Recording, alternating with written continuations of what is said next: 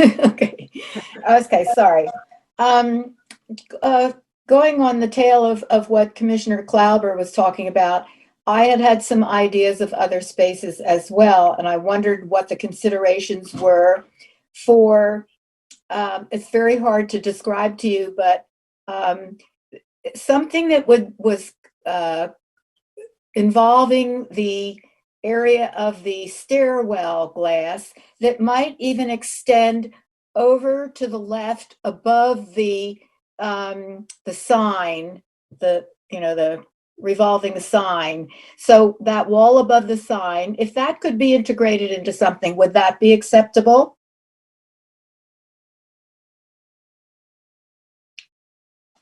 The wall above the electronic sign? Above the, I can't read it, it's too small. Right above the lit sign that's on the wall. Steve, that's right. It's above the marquee. That's what you're talking about. Yeah. Is that the marquee? Where's the marquee? Is that it? The marquee sign? Okay. I didn't know have a name for that. So the area above the marquee sign. So it'd be just to the left. It would incorporate, maybe someone would want to use that as well as the windows area. Could something like that be incorporated as a location? I know we talked about that as a possibility and we moved away from it. I don't remember the full reasons why that is, so I can get them for you. There was, I think, reasons why it didn't make as much sense and also detracted from the marquee. So we kind of moved off of that. Okay, how about the area to the right of the vertical rectangle, that whole rounded area of glass? I assume that's where that's where the gallery is. Is that correct? Is that the area right above the gallery? The vertical rectangle? You talking about the gallery doors? No, I'm talking about the rounded part of the building that's, the green traffic light is right on it. That area of the building. Has anything been considered for over there? Oh, I see. That's the sort of the airspace above the gallery. Yeah. Yeah, right. No, we didn't think about that. I think what we were trying to do, so I think we would not have thought of that as an exclusive location, but I think we'd have to step back and consider whether that could be another optional location, because I imagine it could, but it is, you can see that if you were viewing it from the vantage of this image, you would have a bit less visibility than, these other sites. On the other hand, it might have some more visibility from California. So we may have to step back, consider that. I don't know the building as well about how work would be mounted there. Well, I don't either, but I mean, it could be hung from the top or come cascading over. I don't know. I'm just trying to see how this building can be used, in a creative way. Okay, I have another idea that I had thought of, and I don't know how it would work. I have to talk in terms of a particular artist, I think, because it's still hard to describe. But let's see, if you go down from the marquee and you look at the area where it says something, LCA, Bedford Gallery. If you put some kind of a lacy, clear sculpture there that would sort of arc over, not to hide the marquee, but arc over and attach to the building and have it be something where people actually would walk through, almost like its own portico, but definitely be on the outside part of the plaza. Would that be a particular site? I'm going to tell you the name now because I'm also going to talk about him later. There's an artist called Mark Fornes, or he also goes by the Very Man, that has done some really interesting, exciting work that I could see in a place like that. It would not be high enough to cover the marquee, but it might extend over towards the windows. I don't know what he would do, but it just seems like we need a very startling piece there. And so I was wondering for some flexibility that isn't kind of bound by fairly regimented spaces that you've marked. I'm having a little trouble visualizing what you're talking about. I'm sorry. Are you talking about the space above the marquee Nope, electronic sign, or below No. that? And it would below that. I'm just talking about something that might take up the corner below it. It's not really a corner, that area below it, which I think those are the doors to the resource office. Something that went around that and encompassed part of the window area as well. So Commissioner if you, Manuel, could I, just for the purpose of addressing your question from a technical perspective, I may ask the general manager, Scott Dennison, to weigh in on a couple of your questions, if that's all right. okay. Okay. Yeah. I know somebody has a little arrow that they've been using that could describe what I mean, but. Well, if you want, I can comment on a few of the things. Above the marquee would be structurally, the wall there is structurally solid enough to hold something like another marquee or a piece of art, definitely. Access is just a little tough, but it actually comes out on the third floor. So we'd have to penetrate the wall, put the bolts and things on the third floor side, kind of in front of the Lesher sculpture, the cowboys that are up there, if you remember that, on the third floor. So that would be above there.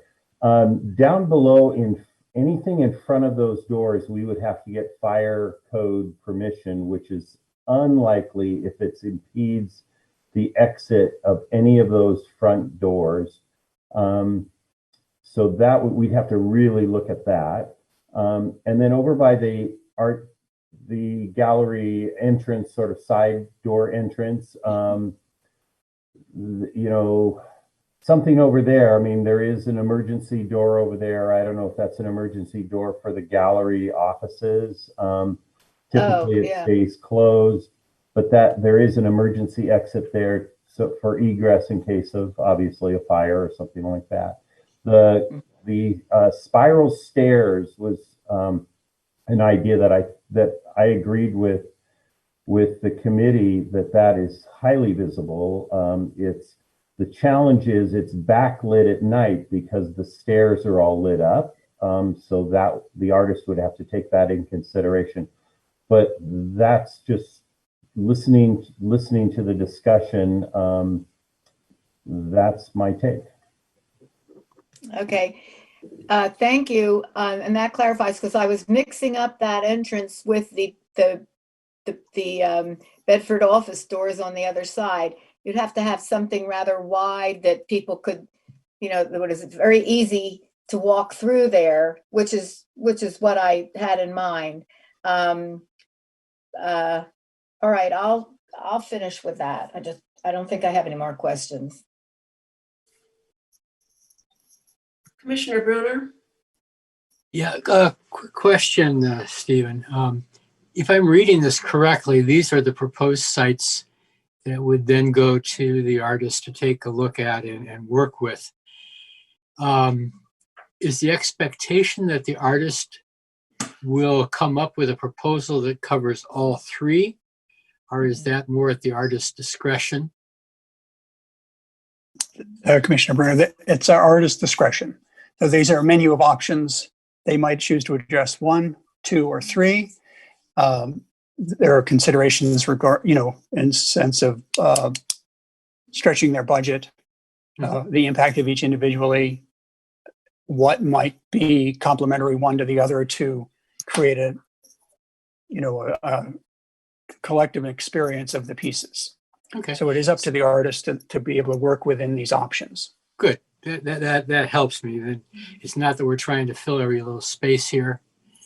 That'll be up to the artist to come back with a proposal then. Thank you. Yeah, you're welcome. Any more questions for staff? Vice Chair Klauber? Vice Chair Klauber? Sorry, I was trying to unmute. So can we get Scott Dennison back, since we answered the question for Jane's question? I just want a confirmation from Scott whether he recalls having considered the rounded area right in front of the building, at the top of the building, which would not take any plaza space. And we could presumably create something that is not too heavy for the edges along that rounded curve.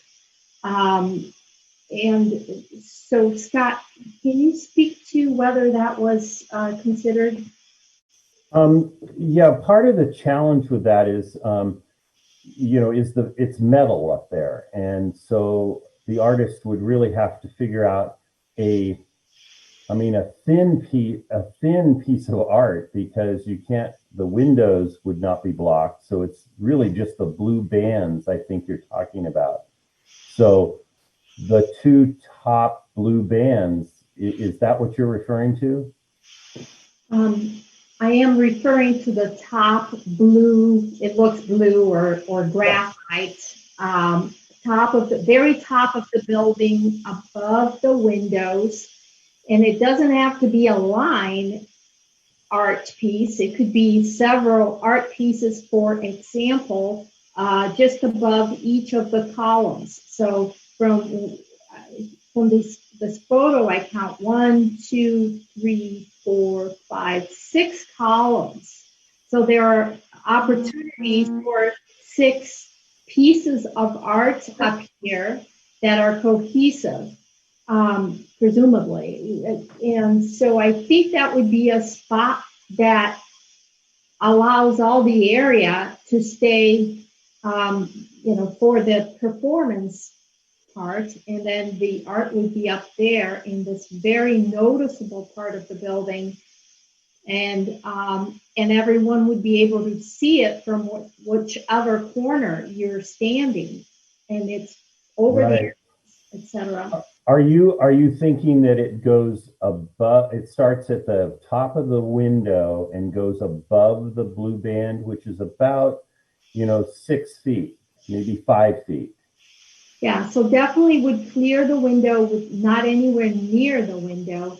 But if you look at above each of those columns, it would go on, on that band, maybe coming from just behind the graphite top band, and be attached from there. It is steel, so it's a very solid structure. So if the artist would create, just for the sake of, for a sample, like let's say the artist created several like medallion-like pieces. They could be attached to each of these columns up there. Yeah, you'll notice if you look closely at those columns, at the top of there, you'll see a little slit that is really, in some places, it's a little slit, and that's part of the drainage system. So we just have to look at that. I don't think anything's, out of the question. We just have to look at it and look at the weight of whatever the object was, because, it's 31-year-old metal up there. So we'd really have to look at it and make sure that it could bolt in properly. Yeah, I think that could, if you guys haven't crossed that out, that could be an option for sure. And it's very visible and totally, completely out of the way of performances. Yeah, I would suggest that the committee look at that, because you won't see that from the plaza. You will see it as you approach the building. But once you hit the plaza, it's really a tall building to look at any art that high up. So, but it's up to the committee to look at that and see if that's possible. Okay, thank you. Any more questions for staff? So now see if there's any public. Does any member of the public wish to provide public comments at this time on the staff's presentation? Please use the raise hand feature or press *9 if you're connected by audio only, if you would like to provide a public comment. At this time, I will ask the secretary if there are any members of the public who would like to provide comments. Chair Yeah. Meredith, at this time, we have no members of the public wanting to provide comment. All right, thank you. So now is the time for commissioners to make comments. So who would like to go first about this? Commissioner Cowdery? I'd And like to, I'm sorry. If I may, Chair, Commissioner Cowdery, sorry. We're looking for two sets of comments. One is on the proposed locations or potential locations, and the other is, as Steve said, your ideas about goals for the work. We'll probably separate those two, focusing first on the location and then coming back to the goals, unless you want to flip it. I'm okay with doing it either way, whatever you prefer. Actually, I was going to suggest that we flip it and talk about what our goals are first, because I think that might drive the locations. That's And fine. I also would like to follow up what Jane said earlier, or Commissioner Emanuel, about discussing each location separately, as opposed to trying to do them all together. That's fine with staff. Thank you. Well, Commissioner Cowdery, do you want to go first? Talk about goals. Goals? Well, what we wrote in the strategic plan, I think really says a lot in terms of, we want a signature piece of art that will be interactive and engaging, create a gathering place for community members and visitors. And I've had several members of the community say to me recently, what happened to the plaza? They did all that work and it just looks the same. So I try to explain, it's a lot of it you can't see, it's all underground, but it's going to be used for performances. But I think what the biggest goal for this piece of art is to enliven that big space so that people have a reason to go there other than going to a performance. So yes, they'd see it when they're going into the Lesher or the Bedford. Yes, they'd see it when they're going to an outdoor concert, but it would be great to have a signature piece there that would cause people to want to go use the plaza or visit the plaza just to see the piece of art. So that's my goal. It's interactive, engaging, and becomes a gathering place. Commissioner Emanuel? I really second what Glynis has said. Commissioner Cowdery, oh, wait a minute. Oh, I'm not muted. Okay, I want to basically second what Commissioner Cowdery said. I want a stunning piece that really captures somebody's attention. I want it to be different. I want it to be innovative. I really want an outstanding piece. This goes all the way back to around 2000 when was the first presentation, I believe, for art for the plaza, and we lost out on a really wonderful artist, Dennis Oppenheim. And it's time for the city to have a knockout piece. There are interesting shapes of this building that can be used, and a lot of I would hope for a lot of creativity in the piece. I want it to be extremely visible to anybody, and it's one of the busiest intersections in town. Thank you. Other commissioners? Comments about goals? Vice Chair Klopper? I second what my fellow commissioners have said, and the creativity is, obviously creativity is very important. But I also want to highlight that it really should speak to Walnut Creek as it becomes a more inclusive town, a diverse town, where art is beyond what has been seen before, and it speaks for what Walnut Creek's vision for itself should be.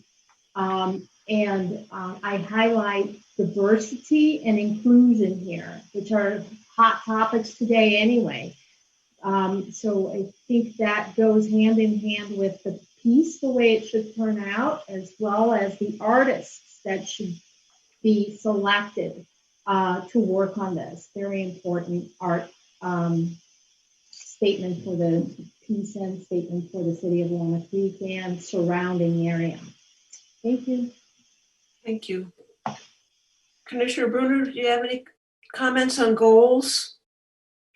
No, I agree with everyone. I think this is a good opportunity, and hopefully it will add not just a dynamic feeling to this, but maybe some color. The building itself, concrete, slate gray or blue, whatever that is, doesn't really capture the eye.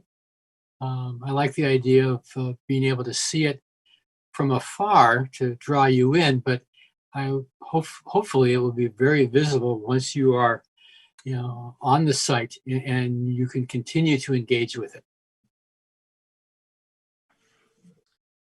All right, thank you.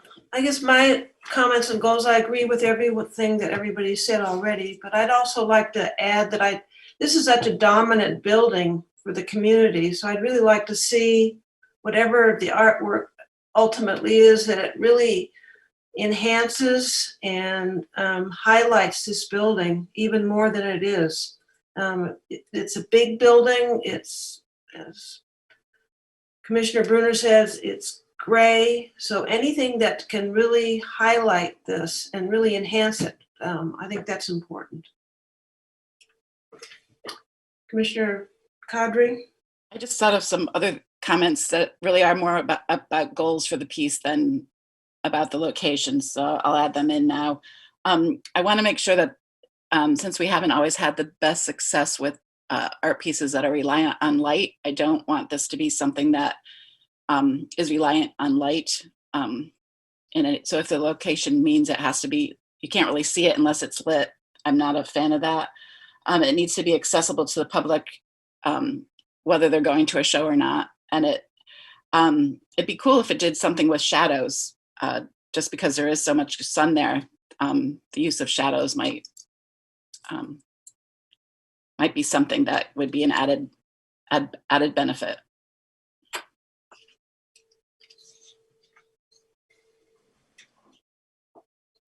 Anybody else on goals? I just would like to second what Glenna said, particularly about light.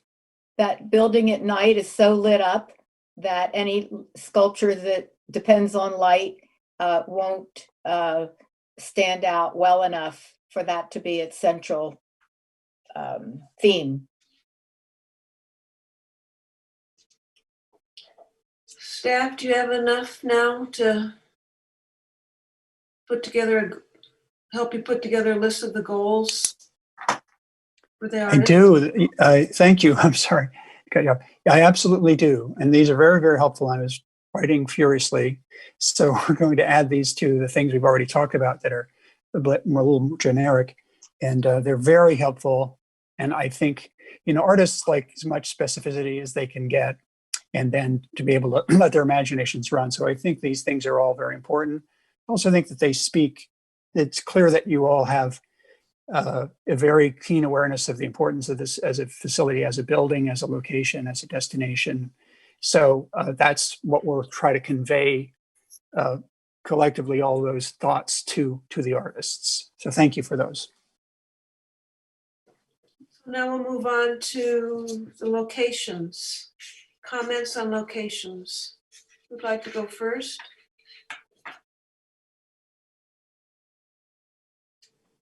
Are we going to do them one by one? If that's what the commissioners would like, we can do that. Want to start with the portico? Well, we'll start with the plaza. That's number one. So that would be the one that's on the sidewalk. Who'd like to go first? Any comments? Yep. Commissioner Emanuel? That's certainly a predictable spot. It would need to be very tall. I'm not sure exactly how big a footprint that is and whether an artist is limited to a certain square footage. I guess I should have asked, well, I guess that's really a question, but that's a comment.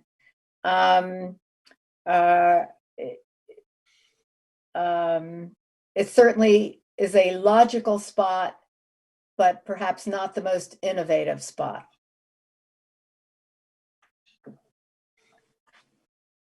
Any other comments on site 1, which is the Plaza? Commissioner Cowdery? I agree with Commissioner Emanuel that it is the most logical spot. I think that it is also the most pedestrian friendly in terms of pedestrians being able to come up and engage with the art. So I don't have any problems with it at all. I like it. Vice Chair Klauber? Hi, although I like the idea of a very large sculpture for this area, for the spot, which I think is what was mentioned before.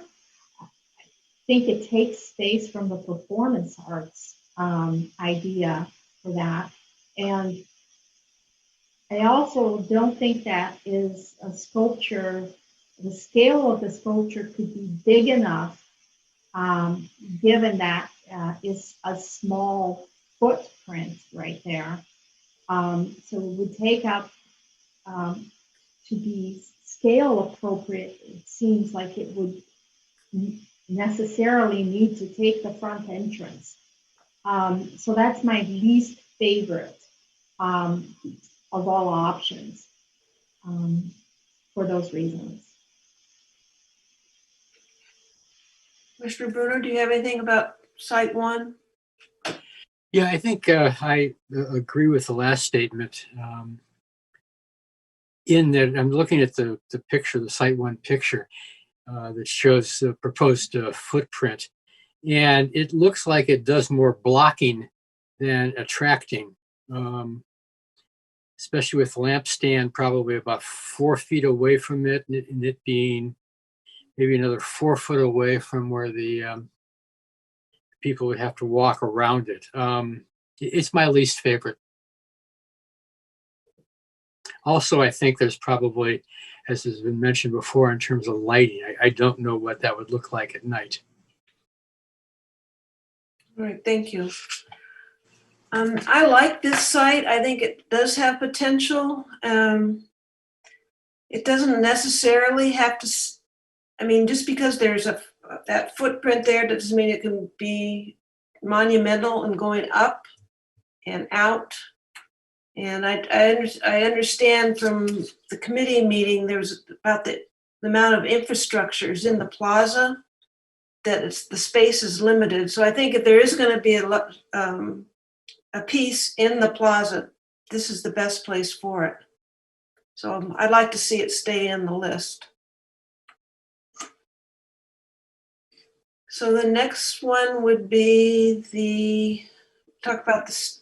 Anybody else on the plaza? So the next one would be. Yes, no, I'm sorry, I'm having trouble with my mute. I do want to respond to this location. I didn't mean to say that I didn't think it was a good one. I think it should be in the mix. I just think it needs to not be blocky like that. As far as the lighting, in response to Commissioner Bruner's comment, that it can be lit very well at night by lights coming up from the ground or from the building itself. So I don't think lighting would be an issue there. The bigger issue might be moving through the area, but I don't think it should be taken off the list. Any other questions? Oh, Commissioner Cowdery? I just want to also say if one of our goals is for interactive and engaging, that this is the key place for that, just in terms of, like I said before, the pedestrian level.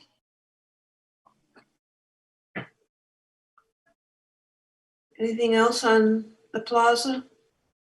Why don't we go to the portico and ceiling? Anybody like to start comments on that? Sure. Commissioner Emanuel? I think I am not in favor of this spot for several reasons. I feel that it is not truly accessible to the public, that it doesn't engage you as you drive by or walk by. It doesn't engage you as you approach the building. It becomes something that can only truly be seen by walking through it. It would need, to my thinking, it would need an incredibly inventive artist who would be bringing it out around the columns and up above or whatever. I don't want to see banners hung from the ceiling or bas reliefs on the wall. It's not my vision for this building. And I don't believe there's enough public access. Commissioner Cowdery? I don't see this as the only place the art could be. I could see this not be a standalone. So if the artist chose to put art here, it would have to also be someplace else. So if it was going to mirror something that happened in one of the other sites, I'd be okay with it. But if it's just going to be here, it's not, for all the things that Commissioner Emanuel said, it's just not accessible enough, prominent enough. So it could be an add-on to another location, but not just the location. Does that make sense, what I'm saying? Yep. Any other comments on this option or this location? I can go next.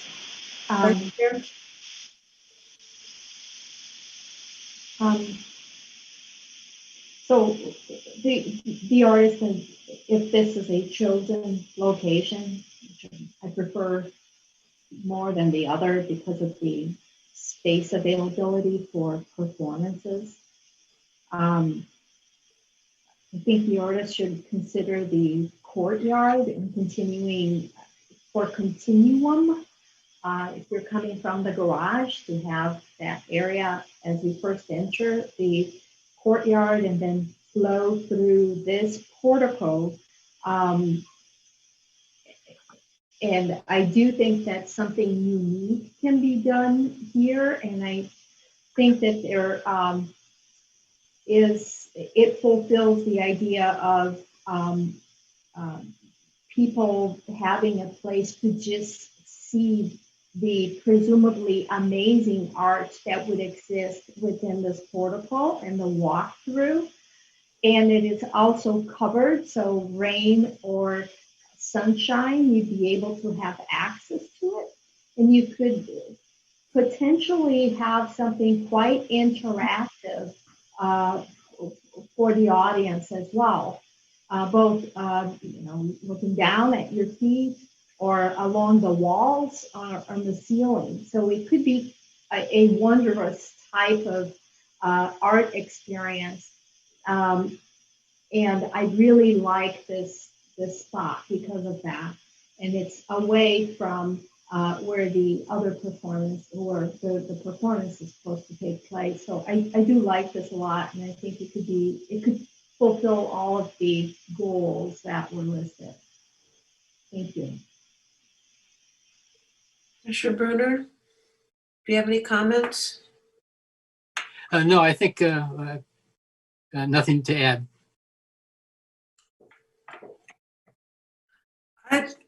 I see the potential for this location, although I agree with Commissioner Cowdery. I think it needs to be part of something else. When there's a performance going on in front of it, you're going to lose a lot of its impact, or potentially lose a lot of its impact. So it's not kind of a 24-hour have a 24-hour impact on the surrounding area. But I think it's an interesting space, and I think I'd like to see it stay in, just to see if somebody comes up with something. Any other comments? And why don't we go to the third location, which is the stairwell? Just a minute. I wanted to respond to that. Yeah, Commissioner Emanuel? Thank you. I think that this space caters to people who are coming into the theater. And I think that's the wrong approach for this building. They're already coming to an art gallery inside. They're already coming to an evening's entertainment, and that it becomes an exclusive spot that I feel does not invite the community to engage in art. I think that it would be reasonably hidden to those who don't come to the theater. And I think that by having something out on the plaza or on the outer face of the building attracts people's attention, not only to the art, but to say, hey, this theater is really hip. I'm going to try a play here. I got to get inside there. So that's my final comment on it. Thank you. Thank you. I'd like to respond to that, if I will. It could be that today most people would come through here to go into the leisure center. So that's fine. But if there is art that is significant in the way that we're all talking about, then yes, this will become a destination place for the arts. And so what we're trying to build here is a vision for the future. We're not trying to stay with this as a status quo. You only go there to see plays, or I don't think that is necessarily the only future for this space. And I think that if there's art that is good enough to bring, to be advertised, to be marketed, and then be known as a place where in Walnut Creek that you can see this type of art, this could be a great spot protected from the elements. Thank you. Commissioner Cowdery? Can we see the picture back to where it's a street view of this spot, when you're looking from the street? Thank you. I just think if we look at how hard it is to see what's inside the portico, that I'm going to say yet again, if this is the only location, it's a missed opportunity in terms of visibility to draw you to the plaza itself, draw you to the building, because it's just too dark. It's too much of an overhang. So I really think we need to consider this as an add-on location, not just a standalone location.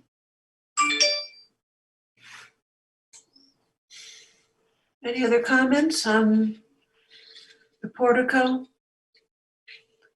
Then let's move to the stairwell. Who'd like to go first with comments on the stairwell? Anybody? I'll go first. Vice Chair Glauber? Yeah. So I think this is too busy for more art. I think initially the architects of this building probably wanted to have the staircase be a point of interest. Otherwise, they didn't have the glass around it. I just see it as making that too busy, and I don't see. I don't think we should take this option off the table, but I don't think that this is the best use of the space where art that needs to be interactive, engaging, where people come here just to see that, or where it gathers community members.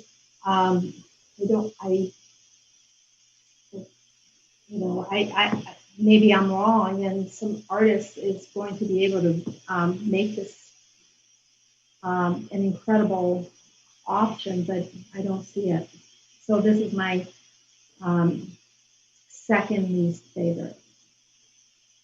Thank you. Commissioner Emanuel? I think this is has a great potential for something tremendously creative. All kinds of different structures that might start at the top and cascade down, might grow from the bottom and spread. I'd like it to include the option of that area above the marquee, possibly even, I don't know, it's very hard to talk about this because we're not looking at any artists, and so that it's difficult to imagine what could be. But I have looked around at different artists on the internet for things that would cling to buildings, that stand in front of buildings, lean up against them. And there's some very interesting possibilities. And maybe it would even go a little bit to the right. I can't quite recall exactly how that the structure is there above the gallery. I don't know, but it could be something that runs along the top. So I'm just a little concerned with limiting it to just that window area, so that whatever it is doesn't take up too much of the window. So that's why I was asking about that area above the marquee. So I don't know how you would promote this to an artist, but you can figure that out.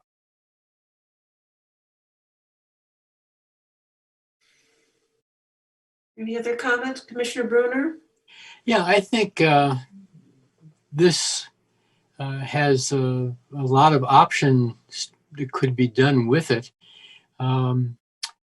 Hopefully something that is quite dynamic.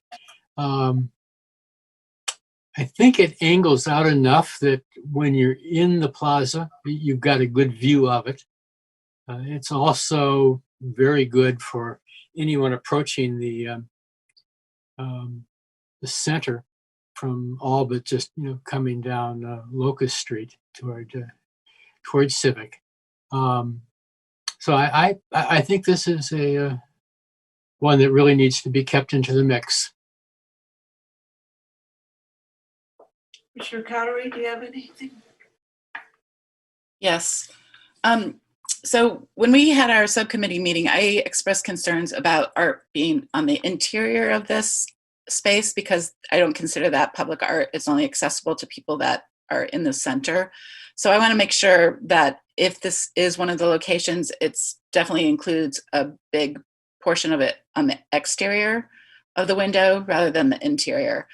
I also walked there on Sunday mid-morning, and you can't even really see in the windows when there's a reflection. So if there's something inside, it's not really going to be visible from the outside. It's just too much going on to see it, except for maybe at night if it was lit up.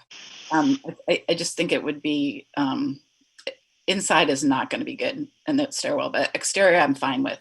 I also think that it could, maybe there's a way to combine the exterior of the window and do something like Commissioner Emanuel was saying earlier, some type of, I don't want to say overhang, but some type of arcing, moving sculpture that ties into the plaza space. Do you know what I'm saying? So it could start at the plaza or start at the windows and end in the other location, and combine the two.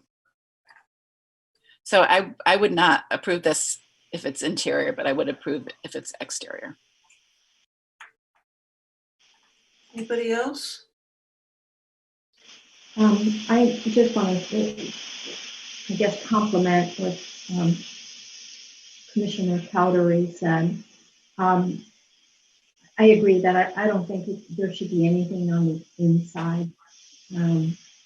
If somebody comes up with an option for this.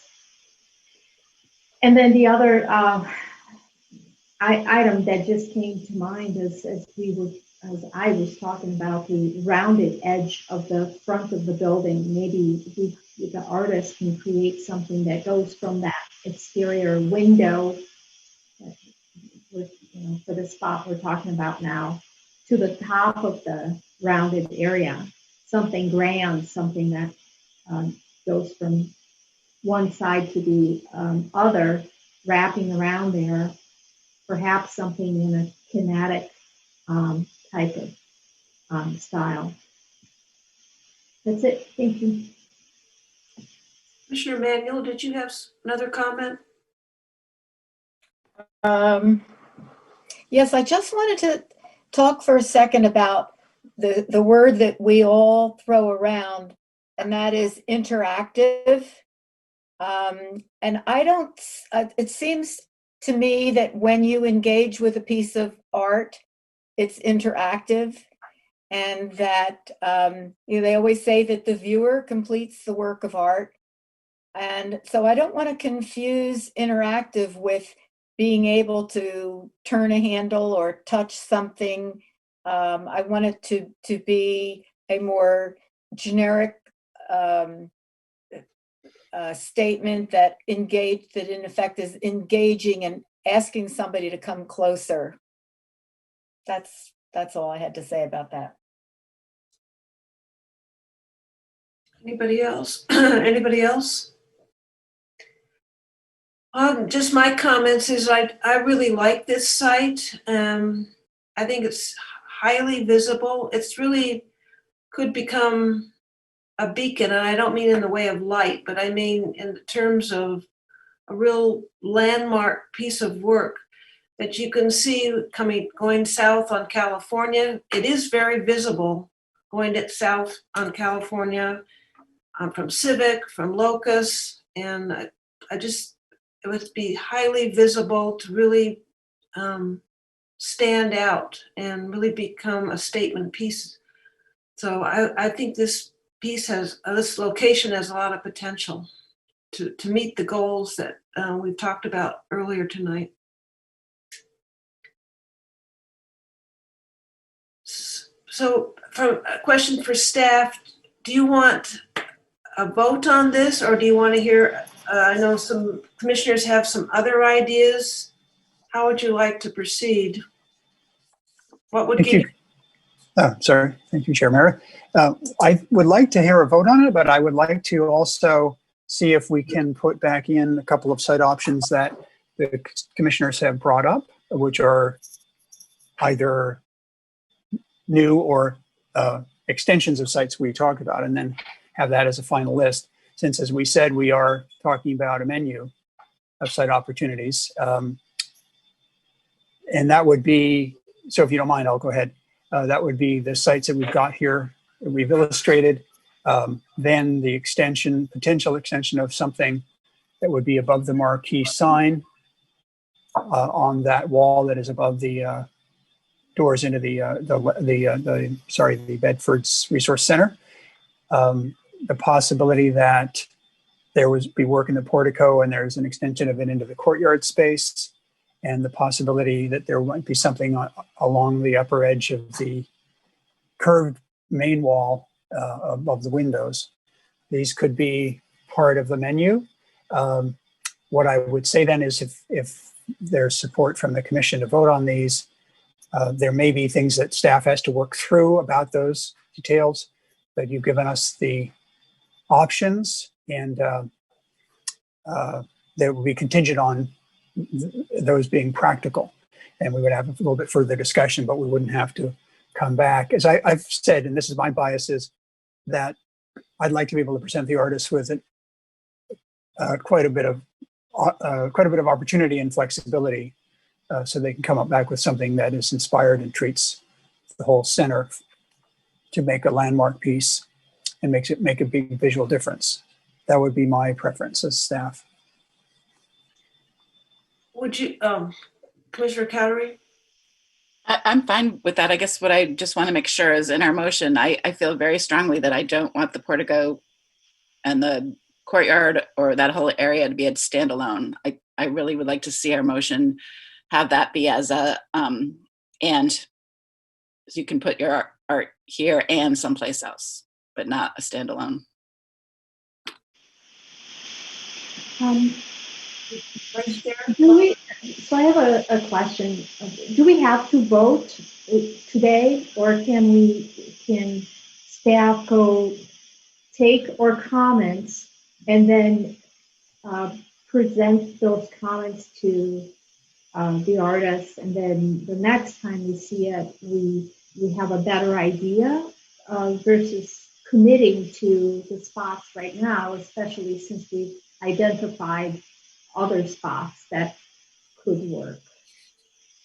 I think that question is for you, Steve.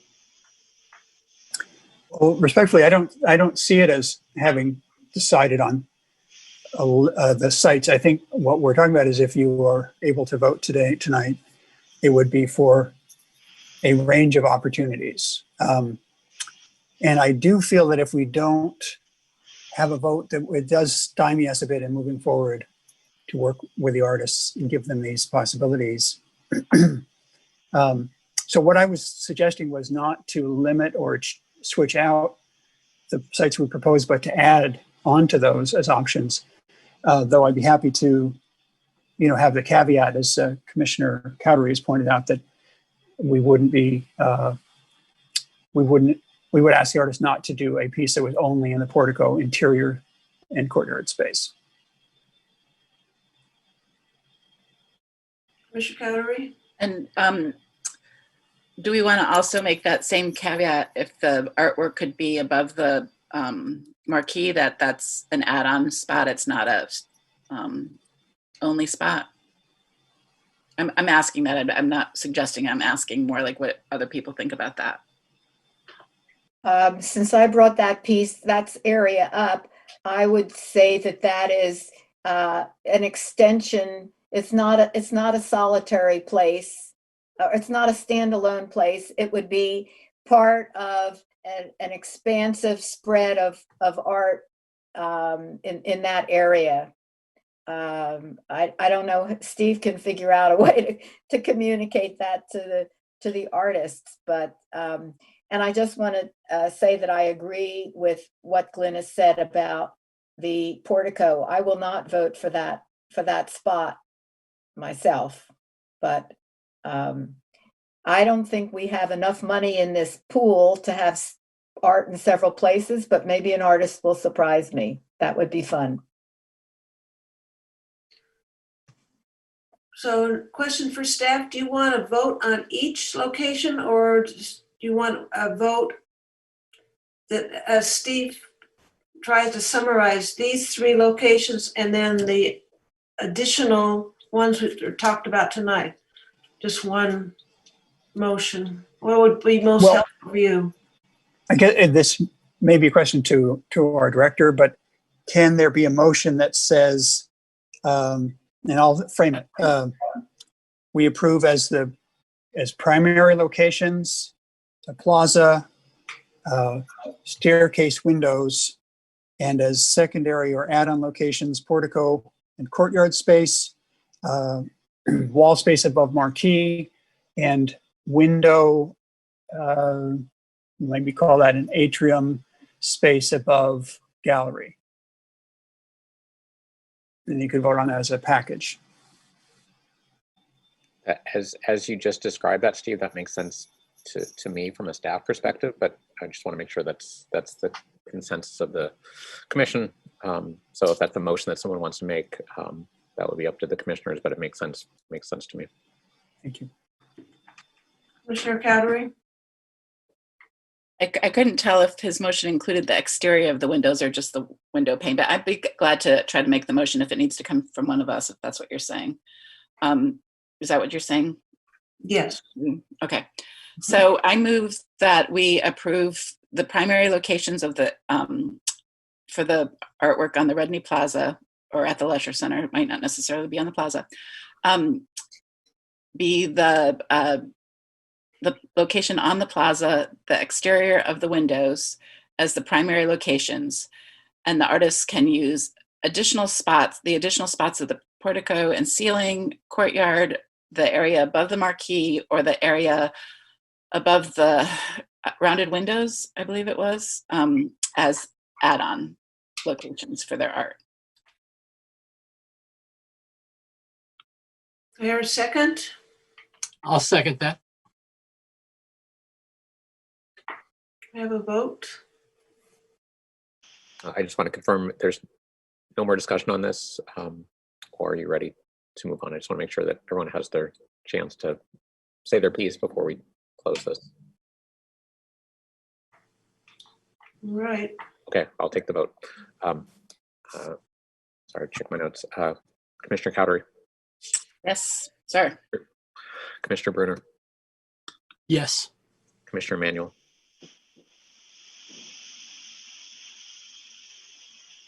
Yes. Vice Chair Klauber, Yes. and Chair Meredith. Yes.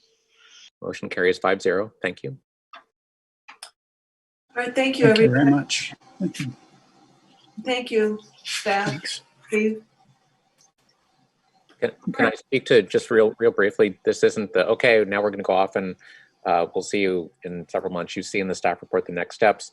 The Public Art Committee will see this. The selection panel will see this. So there's lots more to do before it comes back to the full commission.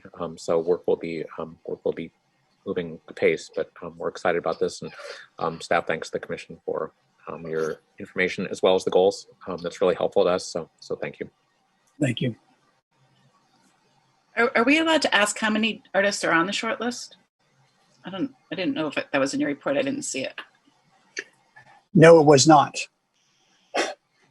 And no, I'm not going to mention at the time. I'm sorry, because it is in flux, and I don't want to mislead, because we're still sounding out some of the artists. Anything else on this item?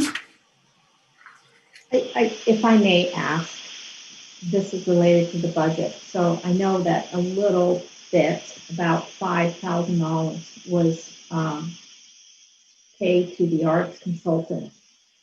So I have two questions about that. Were the services there purely referrals to artists? And is there an anticipation that more of the funds will be spent on art consultants, and how much? Thank you, Commissioner Klauber. So it was, I'm not sure if referrals is as broad as what the services were. There was a great deal of interaction and discussion with the consultant and exploration of the options and possibilities and the type of artists we wanted to do. Then there was a lot of outreach that they provided, and then orientation and connection that they provided for those artists. So there was outreach. There was also engaging those artists in the excitement and energy and interest in the project, and basically talking it up to them as really the significance and value that we feel it has. So that's the services. We don't at this time expect to engage them. If we did engage the consultant again, it would be fairly minimally, and it would be just in a little bit of the contact. I'm not certain that we're going to need to do that, however, and if we do, I can report back to you on that. And are the artists that were referred or contacted through the consulting companies or agencies, are those on your short list? Yes, they are. Thank you. Anything else on this item? Then we'll move to reports on projects. And the first is the Bedford Gallery Annual Report. Emily?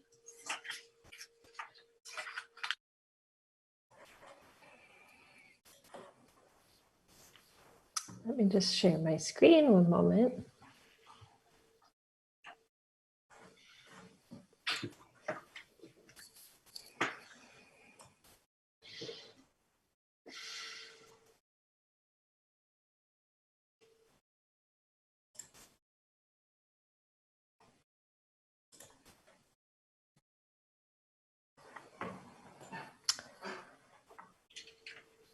All right. Can I get a nod if you see my screen?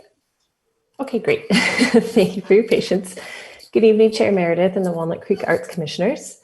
Emily Enders here, Interim Curator at Bedford Gallery.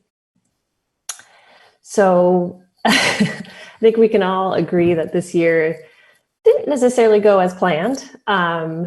In the middle of our 2019-2020 season, COVID happened. So that threw a small wrench in our plans, but pre-pandemic, we hosted 2 successful exhibitions, which were off menu in the Great Wave before we closed on March 17th. In June, it became clear that we would not be able to reopen in July. So we shifted gears and created a virtual exhibition of Bird Nest Nature, which features all the work in the show, installation shots, and a new online shop. Of course, the star student of our season, however, is the traveling exhibition program, which saw little impact due to COVID and helped struggling arts institutions connect with their communities while increasing our reach beyond the Bay Area. So Off Menu was our first exhibition of the season, and it was, of course, all about food and its universal appeal. This exhibition was one of our most popular in recent memory due to its accessibility and fun nature, with over 6,500 visitors. The opening reception was of special note because we invited 5 downtown Walnut Creek restaurants to host pop-up food stations. We also had a craft station where visitors could make their own food-themed felt pins. And all told, we had over 250 guests that evening. Of course, this was pre-COVID. For the events in the fall during Off Menu, we hosted Craft Fest and the Platon reception. And one is our annual Craft Fest. So that had more than 500 visitors, and we hand selected a group of 32 vendors that sold all manner of wares from necklace and earrings to zines and chocolates. In that same month, which was November, we also partnered with the Lesher Foundation and became their nonprofit partner for the Lesher Speaker Series event that featured the famous photographer Platon. We hosted a pre-lecture reception for this event in the gallery and invited friends of the Bedford to stop by for an opportunity to meet the artist. Our second exhibition of the season was our winter show, The Great Wave, and that was guest curated by Anne Trinka. This exhibition found inspiration in the famous woodblock print of the same name by Katsushika Hokusai. And this show featured 13 artists, the majority of which were located in the Bay, which made for a very fun opening reception because most of them were able to stop by. This exhibition also provided a great interest for our school tour program, and we had sold out tours. Events during this exhibition included our Free First Tuesday, and during the February Free First Tuesday, we had a workshop for creating Valentines for the ocean. This was led by the Great Wave artist Judith Lang, and guests used beach plastic to create their cards. For both Free First Tuesday events in February and March, we hosted a climate change narrative table by Great Wave artist Hugh and Starkweather, where guests could share their own stories on climate change.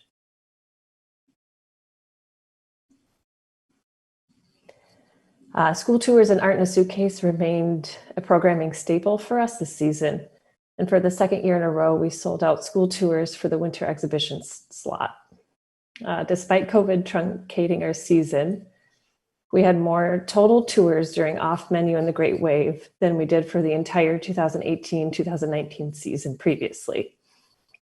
Art in a Suitcase tours also skyrocketed in popularity due to increased marketing efforts and our wonderful Art in a Suitcase docents. Our traveling exhibition program had another stellar year. And as I previously mentioned, we had virtually no revenue interruptions due to COVID. However, several venues had shorter runs due to closing early or opening late.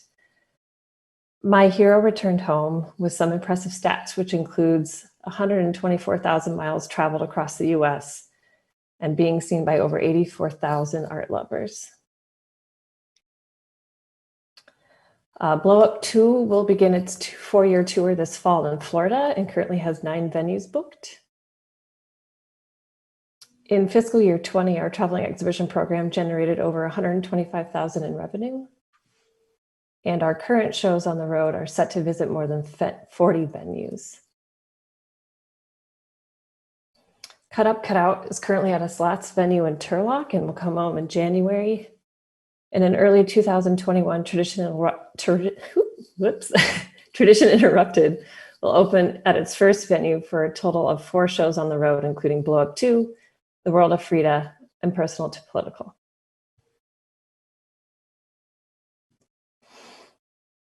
Another giant undertaking that Bedford staff did this year was going virtual with online exhibitions and online shop and social media.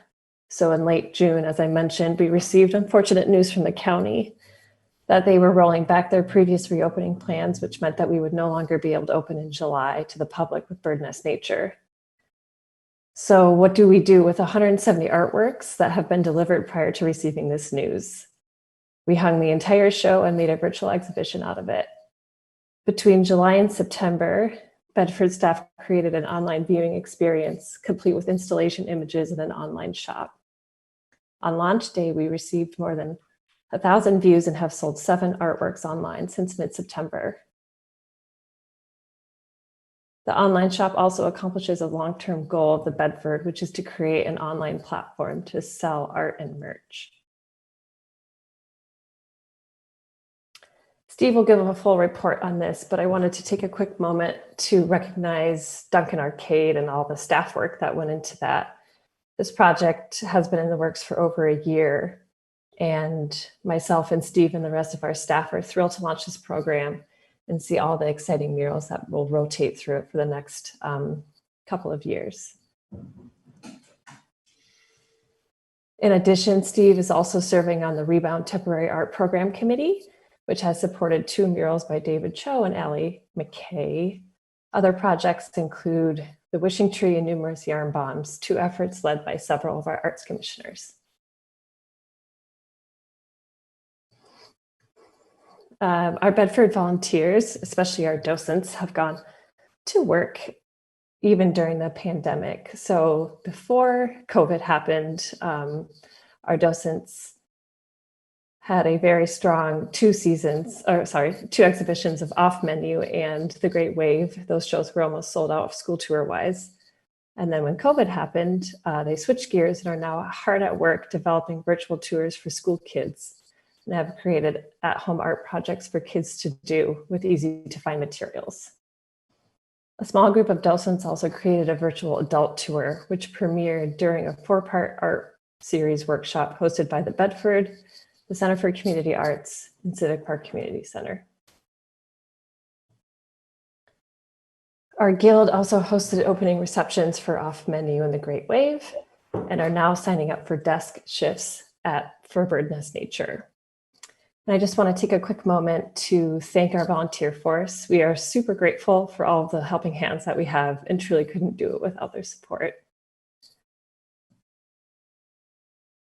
Additional thanks goes to ongoing support from DRAA, the Lesher Foundation, Renaissance Club Sport, which gives our artists a place to stay when they visit, and Diablo Magazine.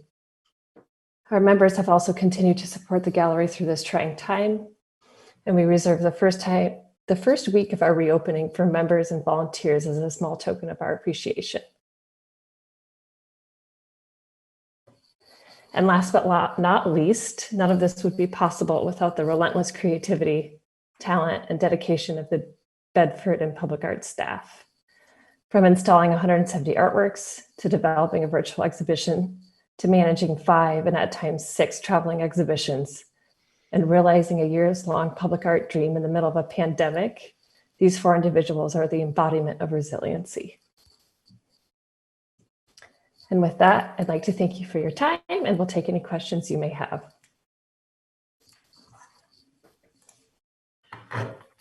Thank you, Emily. Does everybody have any questions or comments? Commissioner Emanuel? I've had the pleasure of working with Emily through the most incredible time in her career that will ever happen. And she is doing such a phenomenal job. You guys can't imagine how, well, I don't want to say overworked, but how overworked Emily and her staff are. It is such an enormous job, and so few people are carrying through in such heartfelt, and dedicated way of work. It's really been a marvel to watch, and we have to give her a great big round of applause. It's quite something. Thank you, Jane. Anyone else? All right, thank you, Emily. Chair Meredith, may I add, just to pile on to the comments that Commissioner Emanuel made, you'll all recall that our former curator retired effectively in March, just before the pandemic hit. So good for her, good timing. And it left Emily and a very few other staff. We were not able to retain our hourly staff, which we're really disappointed about. And so the folks that you saw there, plus Emily, have been carrying the weight of a tremendous program. The traveling program, which is for a while the only source of revenue for our department, was great that we could do that. And through Emily's leadership, we're able to come back in a forum right now. So we're excited about that, but I want to thank the commissioners for your support for the gallery. And please encourage your friends, your neighbors, your social network to come to the gallery. The exhibition that's up now is spectacular. So hopefully, if you haven't seen it yet, you'll be able to come see it in person. So we're excited about that. But I want to thank Emily as well. So thank you. Thank you, Kevin. Thank you. The next report is on the public art projects. Good evening again, commissioners. And I'm going to ask Cindy to please bring up my PowerPoint. So I'm so excited to share with you that there's a lot of public art rolling out this period. Even with all the conflicts and issues we're facing, it's an exciting time. This is a project that you had approved over a number of months. There are two different key projects at Viamana Senior Living, which is in the Shadelands area, just the north side of the Safeway shopping center. Nori Sato's project in the fold is the fence that separates the residence courtyard from the general public spaces of the Shadelands, this park space, and it is completed. There's still construction happening in Viamana itself, but it's close to the end, and the artwork has now been completely installed. So if you can go to the next slide, please. As I noted here, it's a Corten steel and anodized aluminum metal fence. They are water jet cut panels, and it is a very big piece. It's 62 feet wide and about 7.5 feet deep. Sorry, 62 feet wide and about 7.5 feet high at its highest point. Next slide, please.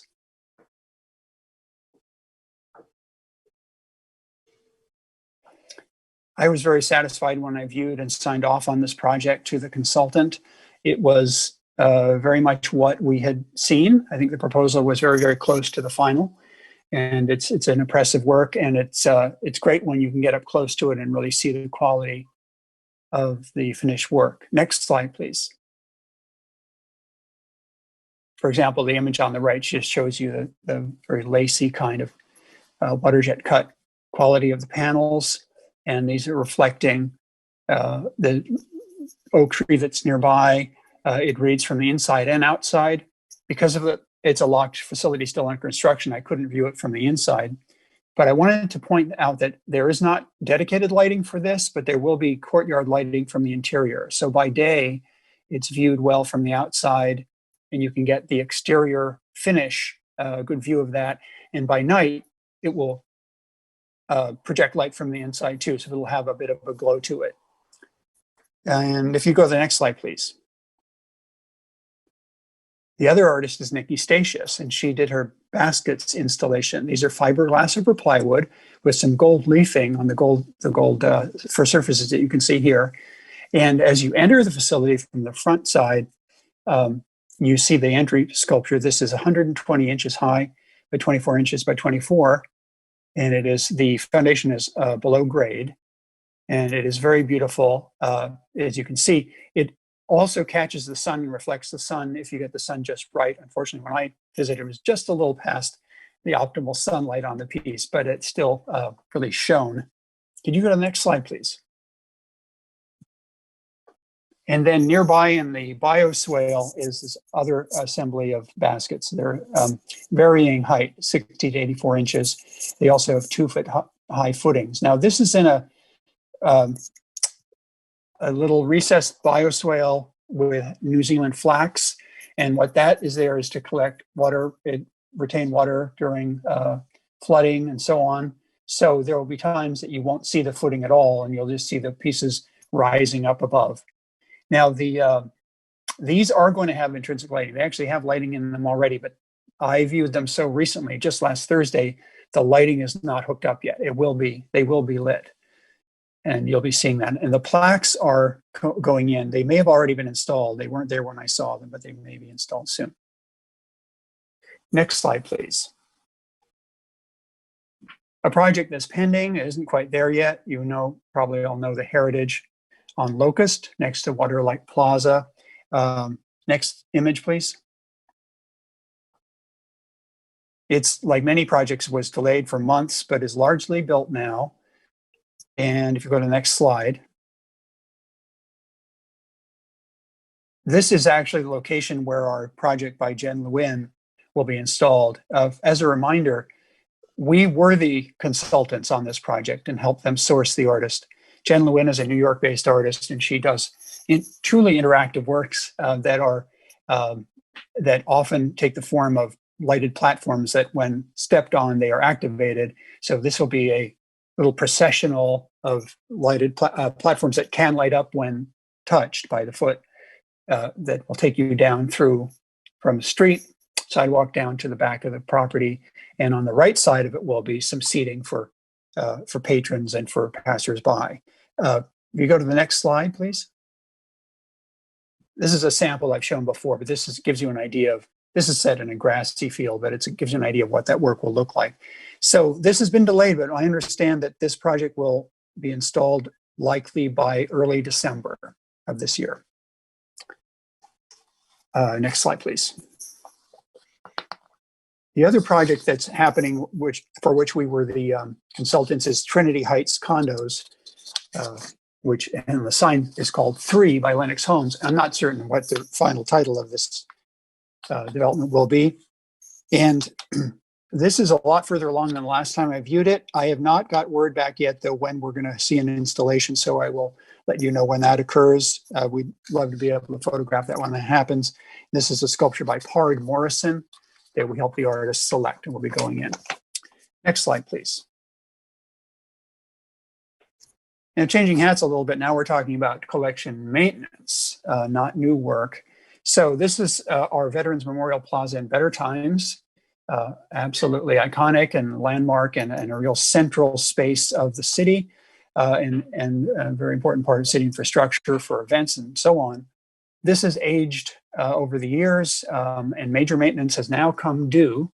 The birch trees there are dying. They will need to be replaced with a somewhat hardier variety of birch. The pump is out. There's other repair that needs happening too. And we are engaged now with Public Works to come up with some solutions for that. We're working together to identify what all the needs were and then the costs, projected costs. Now the costs will drive our next steps. We may be needing to return to the Art Commission for an approval, but I'm hoping that we will be able to prepare a request to City Council that would request appropriation of funding for this repair, doing that in collaboration with Public Works. And we don't have a number on that yet, but it will be significant. So that's pending. And by the time you meet again, we may have a recommendation that we'll bring forward to you. And next slide, please. Next slide, please. So Emily spoke about this briefly, and I'll tell you a little bit more. We're so excited that Duncan Arcade has occurred after some time. The very fortunate timing of a Rebound Temporary Art Initiative helped us to expedite this process, and we have to give thanks to the City Manager's Office for that. This is a new public-private partnership and a first for Walnut Creek, a true gallery of outside artwork. This is an exhibition space of fine art with eclectic artists and eclectic styles. Next slide, please. These artists were chosen last year. We had them submit concepts and we were able to greenlight those pretty quickly. 4 out of 5 murals in the space are all completed. The first one you saw was by Ricky Watts. This is artist Saron Norris. I was able to meet with him when he was beginning the painting. You'll see Saron there on the upper left. And this reflects his style. He's a well-known artist, cartoonist, muralist. He has been involved in animation projects. There's a TV series called Bob's Burgers. He designed the exteriors. He designed the sets and some of the characters for that series. And he has a following from that, as well as his other work. Could I have the next slide, please? The most recently completed, just over the weekend, is Cannon Dill's Wolf.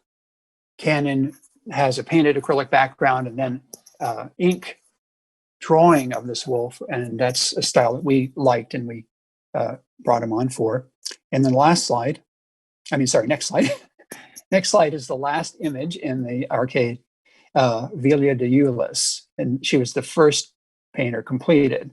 A really wonderful painter who did this giant floral, which is called Floral Bounty. We have one last artist coming in. The 5th artist, Casey Gray, sadly had personal reasons. He hurt his ankle, sadly, and had to postpone installation, which would have probably been by now. So we're looking at most likely a mid-November painting before we've got the first series completed. We've received very positive feedback from the artists who were involved. They had a great experience. They said they liked the space. They were really taken by the fact that it has very good light, yet it's sun protected. So there's skylights and electric lights. The owners have beefed up the electric lighting in there as part of their relationship with us. And so it's very well lit. Saron mentioned that he was able to work much later in the evening than he expected because he wasn't reliant on solar light. So he actually finished a couple of days shy of his expectation. But they were pleased how it's open air, yet weatherproof, public access day and night. They thought it was terrific. So they had a good experience, and hopefully they'll share that with other artists because we'll be looking for other artists to put work in. I'm going to propose that after a year or so, we'll start to look at ramping up a new selection process to be able to rotate these out after a period of about 18 to 24 months. So we'll be putting in new work. And this project costs slightly under $25,000 in a budget that you had all approved earlier. And I think we can hold the cost at that for the next series, if not reduce it slightly, perhaps too, because I've learned a lot more about the space and about the difference between the walls and about the nuance of budgeting that. So we're very happy to announce that is in. That's the end of my project report, but this does bleed into the rebound project report. So I'd be glad to report on that if there are no questions. Anybody have questions on the public art? It's all right, Chair Meredith, if Steve just proceeds with his next one, and then we can fold the questions into both. Okay. We'll talk about the rebound program. Thank you. So as a reminder, the council approved emergency powers that included the rebound program to help downtown businesses recover more quickly. These powers granted to the city manager. They relaxed and expedited the usual processes for board and commission reviews, for permitting, for temporary signage. They reduced the extensive contracting and insurance process that would normally be necessary.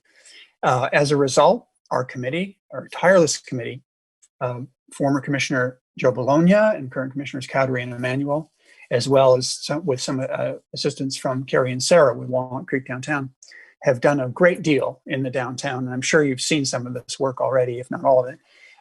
So I'll go ahead and show you that if I could have the next slide.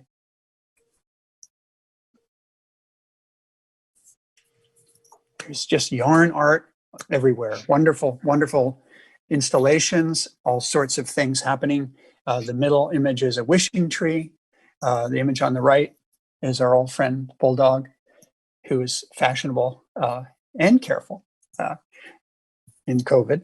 So that's terrific. And then the yarn art is getting a lot of attention and interaction. Next slide, please. I won't say who this is, but it's a very cute child of one of our staff enjoying one of the yarn art projects. Next slide, please. Our commissioners can speak to even more in depth to all of the interventions that have occurred. This is an installation of birds in one of the trees. And I'm sorry to say I don't have an image of the cranes that went in recently. There are several installations, including one right outside of City Hall, that are really wonderful. And perhaps one of our commissioners on the committee would like to speak to that in a few minutes. Next slide, please. Rebound also made some temporary murals possible, and they really helped us kickstart that process and get more murals out there than we planned to in such a short period. That's really wonderful. So I'm sure you've seen, and if you haven't, please go by Allie McKay's Better Days. Allie was a high schooler who's now gone on to college and was able to paint this in between. We're the luckier for it. Really terrific piece, very big mural and very accomplished. And it's at 1440 North Main.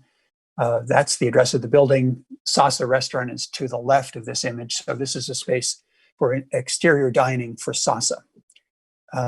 Next image, please.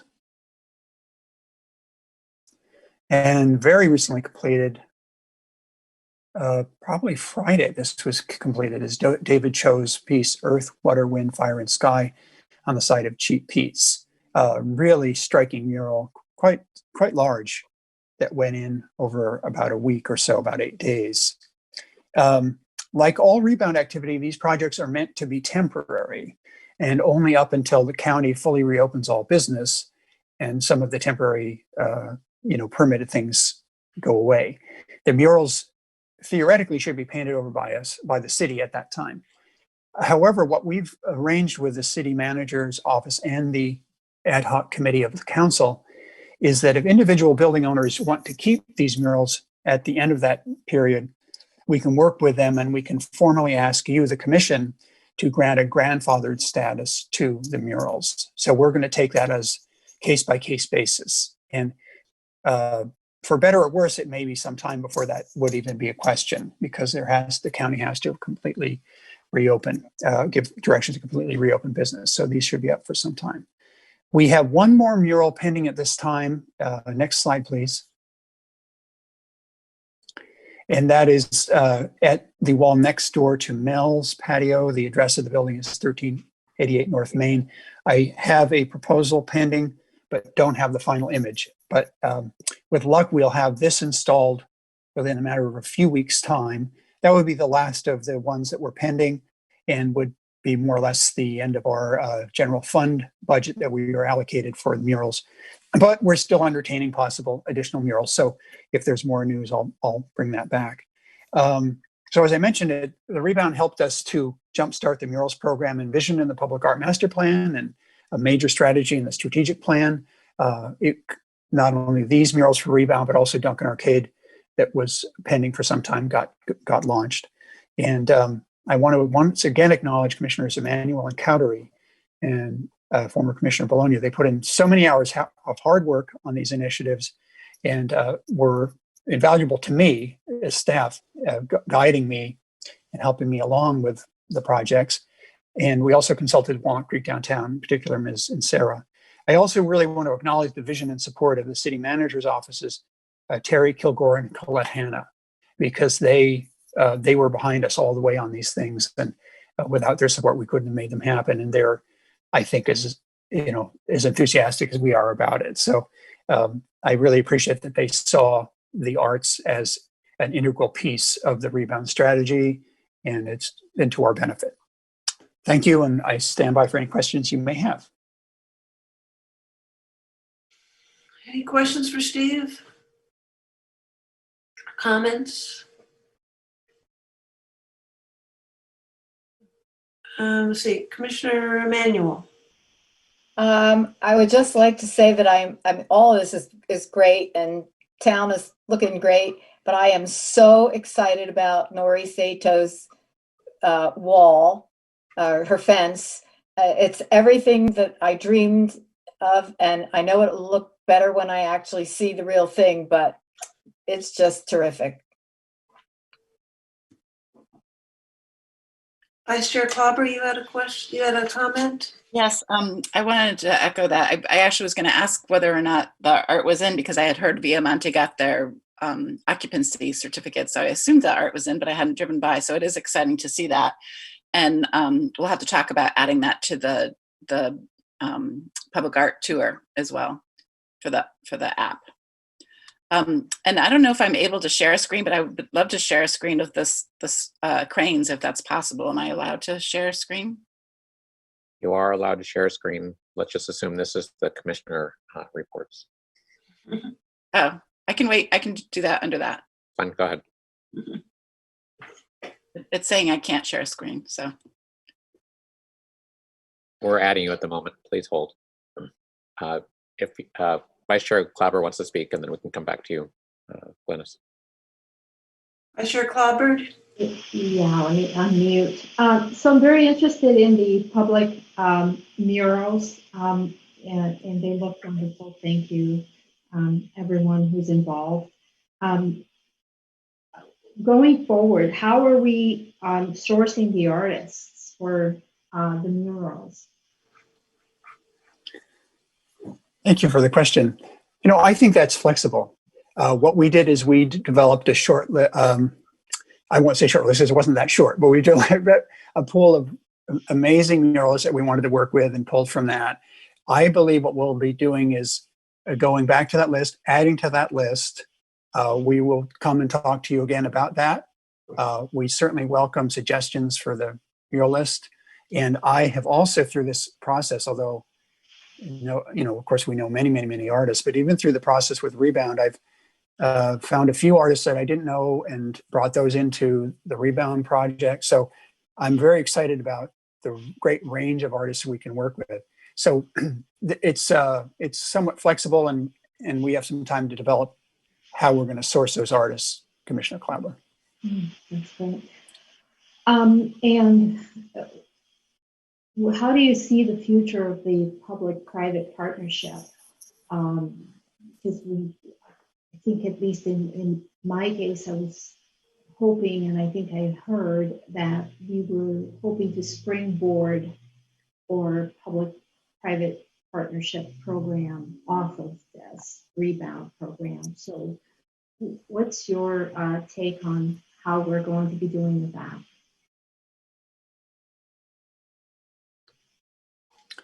I'm wondering if you were speaking specifically of murals or more broadly. Murals, yeah, more. Yeah. Because I was involved in the pre-draft of the mural guidelines for public-private sponsorships. So yeah, I think that we have really, it's happened, and that's really wonderful. So we've started that relationship, and we're learning from it.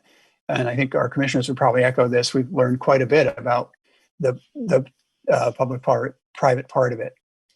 Interestingly, the relationship with the Duncan Arcade property owners is I hope I'm editorializing a little bit, and I say that it's a preferable relationship in the sense that we made it very clear and went into it saying that the commission and staff select the artists and concepts. And that's not something that's negotiated, but that they can review those things before they go in. And with the Rebound, we were in a position where we were really there to serve the businesses. Mm-hmm. And that's a little bit different. Yeah. We wouldn't greenlight anything that we didn't think was at an excellent level of quality or artists that were not professional and worthy of being shown. But it was a little bit different.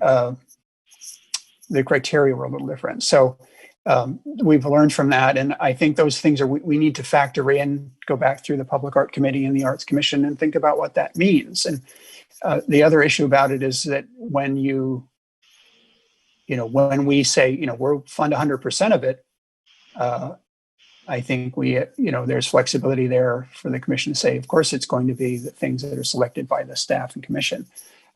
What I would like to see, though, is a relationship where the businesses have some more skin in the game financially, and that's a different thing.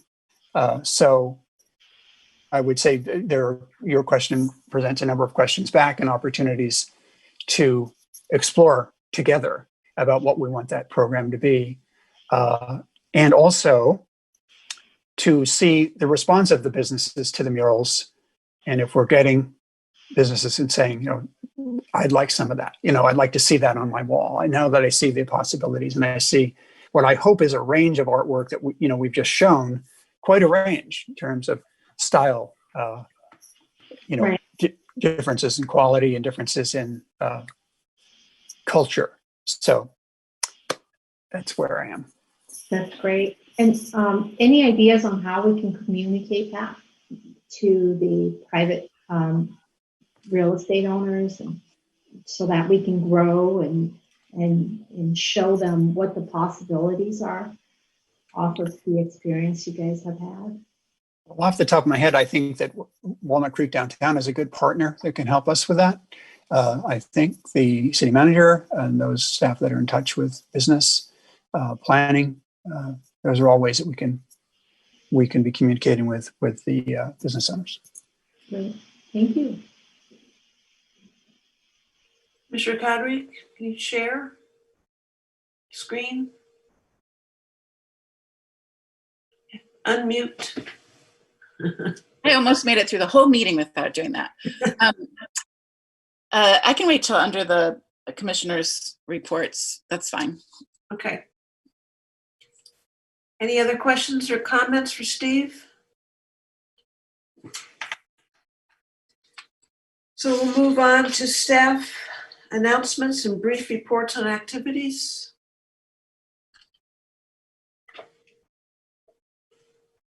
Miley, go ahead. Good evening, everyone. My name is Miley Ogasawara. I am the program manager with Center for Community Arts. I just wanted to give a brief report on just what's going on at Community Arts. We have our preschool classes that have started at the end of August, and we're about to be offering some new classes that will start in January. In addition, we offered virtual classes this fall for the first time, and we're preparing to also continue those into the winter and the spring. In addition to that, we have started our classes that have been funded through the Walnut Creek Civic Pride Foundation, the Community Arts Foundation, and F&M Bank. We're in week 3. We're very excited.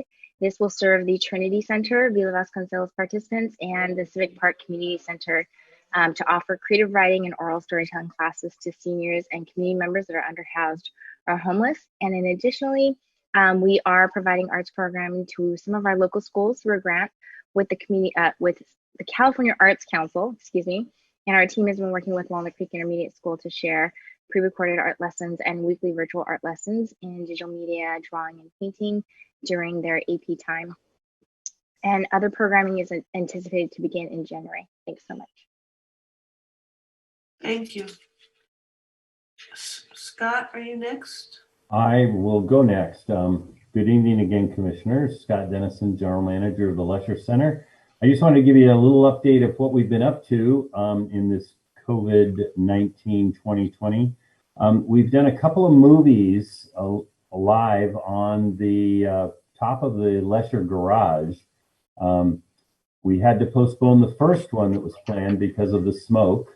And then in October, we did a couple of movies up there to full crowd in their socially distanced 10 by 10 squares. And we just concluded this weekend the Lesher Center Pumpkin Patch, the first one we've ever done, but we're going to do it again next year.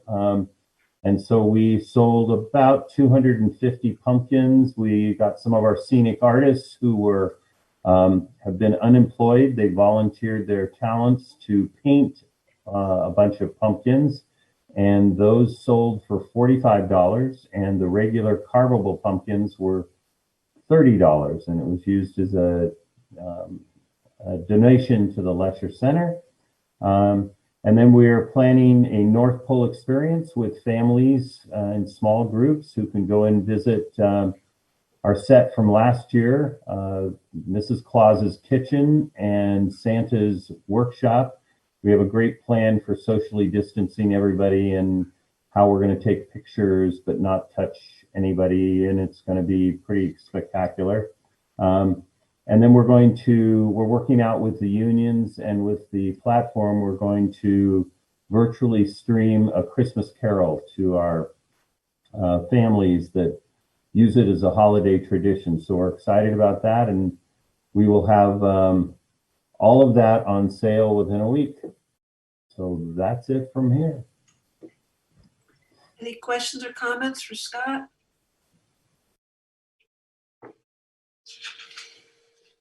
Any other staff announcements? No? Emily, did you have any? Yeah, Emily Enders here again, interim curator Bedford. I know you've heard from me enough tonight, but I just have one other quick update in that the gallery has indeed reopened. We reopened on the 13th with advanced ticket sales required. So if anyone has not seen the show yet, you are friends of the Bedford, so please sign up. If you have trouble signing up, let me know and come and see the show when you can. All right, thank you. Any And then, comments? oh wait, am I here? Okay, sorry, Cindy and I are talking while the meeting's going on.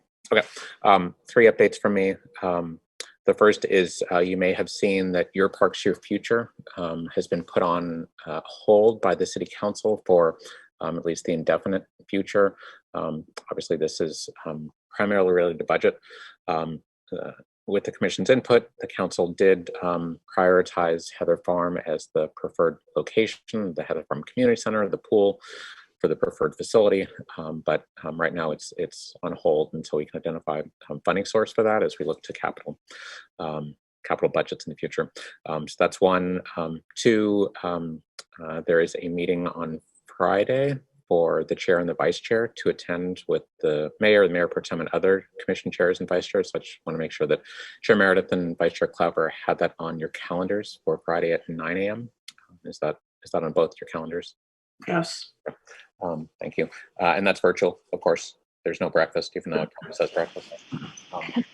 And then one more thing, but I've forgotten what it was, and I put my notes away. Hold on for a moment.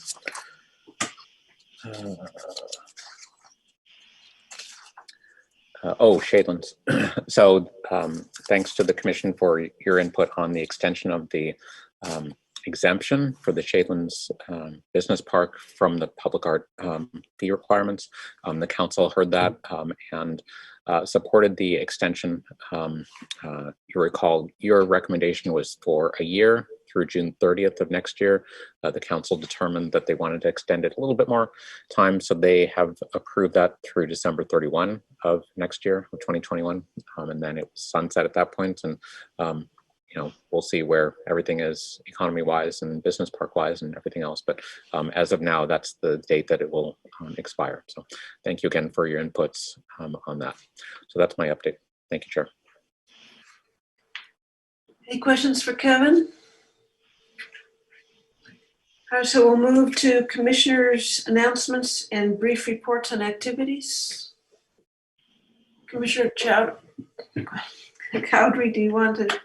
Sure. I'll start. First of all, I just want to echo what Jane said about Emily and the Bedford Gallery staff. I want to say that of all the staff, I'm so impressed with the creativity and the dedication that I've seen, not only at the Bedford, but with the Lesher Center and with Miley and her group at the Center for Community Arts. It's just been amazing to see all the dedication and creativity. Just the creativity is amazing, and how they're supporting the community. So I thank you for that. My activities with the Rebound Committee have been, it's been fun. A lot of Zoom calls at the beginning, but once we actually got things going, it's been exciting. So one of my projects was I'm sorry, I'm just trying to share my screen and talk at the same time. One of my projects was to work on cranes to decorate some trees around town. And I'm having trouble finding my picture. Let's see if I can do it this way. Yeah, there they are. So over the summer, I was up in Washington and I wanted to do something to help the community, even though I wasn't here. So I made a personal goal between June and November to fold 1,000 paper cranes. And I have to say, I made it.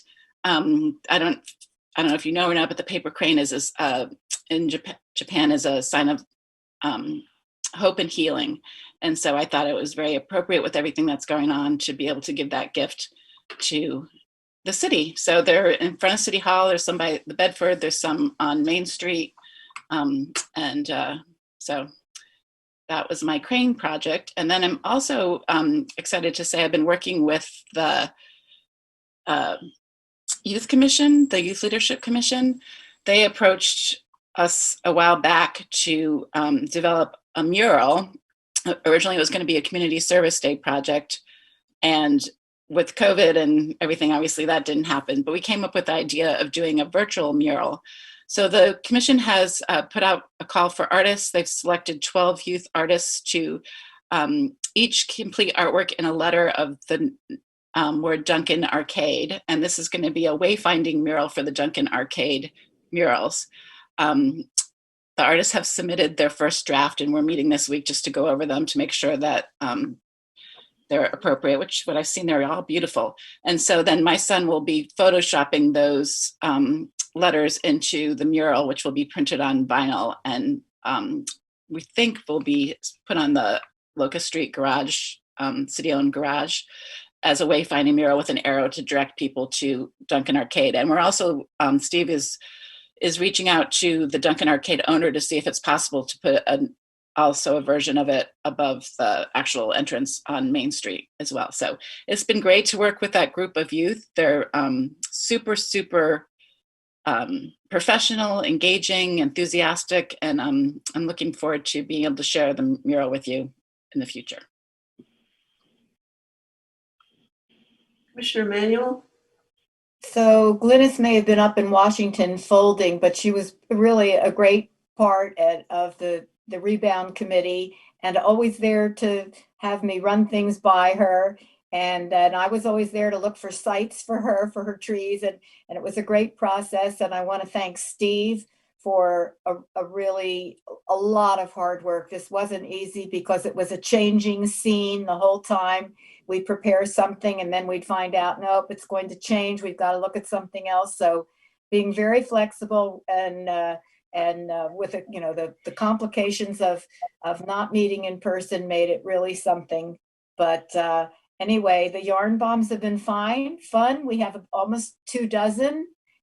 We had 13 different people making yarn, and I've got to say goodnight because I'm using my granddaughter's desk and she needs it to work because I don't have electricity at home. So thank you, everybody, and see you next time. Thank you. Do any of the other commissioners have anything they want to offer? Any news? Not at this time, thank you. The only thing I have is in terms of the Design Review Commission. Obviously, they haven't met very often since our last meeting. They did look at a project at 1501 North California. It's a mixed-use project, commercial with 27 condos over, and they're going to be doing an in lieu fee for their public art. So that will add to the pot, as it were.